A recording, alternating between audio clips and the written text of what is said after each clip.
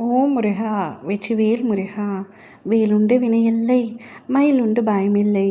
என் அன்பு தங்கமே, உனக்குத்தான் சொந்தம், எனக்காக மட்டுமே படைக்கப்பட்டவர் என்று நீ நினைத்து கொண்டிருந்த ஒரு உறவு இப்பொழுது வேறு ஒருவருக்கு சொந்தமாக போகின்றது.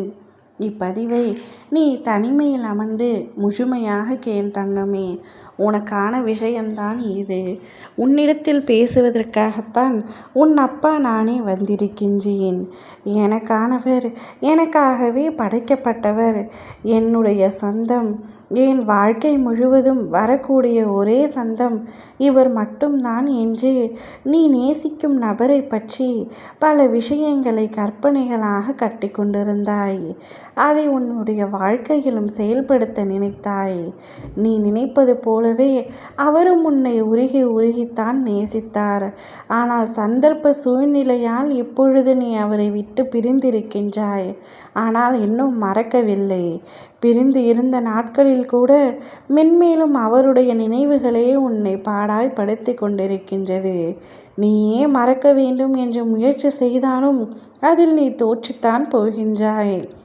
உன்னால் மறக்கவும் முடியவில்லை, அவரை பற்றிய நினைவுகளை அழிக்கவும் முடியவில்லை, நினைக்காமல் இருக்கவும் முடியவில்லை. பாசம் வைத்தது என்னுடைய தவறா? இப்பொழுது பாசம் வைத்ததற்காக நித்தமும் அழுது கொண்டிருக்கின்றேன் அப்பா. எப்படியாவது என் சொந்தத்தை என்னிடத்திலேயே ஒப்படைத்து விடுங்கள் என்று நீ கேட்டுக்கொண்டிருக்கின்றாய். ஆனால் நடப்பதோ உன்னுடைய சொந்தம், உன்னுடைய உயிரானவர், நீ நேசித்தவர் இப்பொழுது வேறு ஒருவருக்கு சொந்தமாக போகின்றார். அவருக்கு விருப்பமில்லை என்றாலும் அவருடைய குடும்பத்தின் சூழ்நிலை காரணமாக, கட்டாயத்தின் காரணமாக அவர் உன்னை மறந்துவிட்டு என்று சொல்ல முடியாது. உன்னிடத்தில் விலகிவிட்டு இப்பொழுது வேறு ஒருவரை திருமணம் செய்ய முடிவெடுத்து விட்டார். இம்முடிவில் அவருக்கு 100% உண்மை அல்ல, சந்தோஷம் அல்ல. ஆனால் வேறு வழியில்லாமல் அவர் இப்படி ஒரு முடிவை எடுத்து விட்டார். இவை அனைத்திற்கும் காரணம் உன்னுடைய முன்கோபம்தான். சில விஷயங்கள் தவறாக நடக்கும் பொழுது வார்த்தைகளை அள்ளி வீசி விடுகின்றாய். பின்பு அதை நினைத்து வருத்தம் கொள்கின்றாய். வார்த்தைகள் உபயோகிக்கும் பொழுது எப்பொழுதும் கவனமாக உபயோகிக்க வேண்டும் என்று நான் உன்னிடத்தில் பலமுறை கூறிவிட்டேன். ஆனால் உனக்கோ அது சற்றும் புரியவில்லை. நீ வார்த்தைகளை பேசியதனால் இந்த பிரிவு ஏற்பட்டிருக்கின்றது. இப்பிரிவு நிரந்தரமான பிரிவாக மாறப்போகின்றது. உன்னுடைய சொந்தமானவர் இப்பொழுது வேறு ஒருவருக்கு சொந்தமாக போகின்றார்.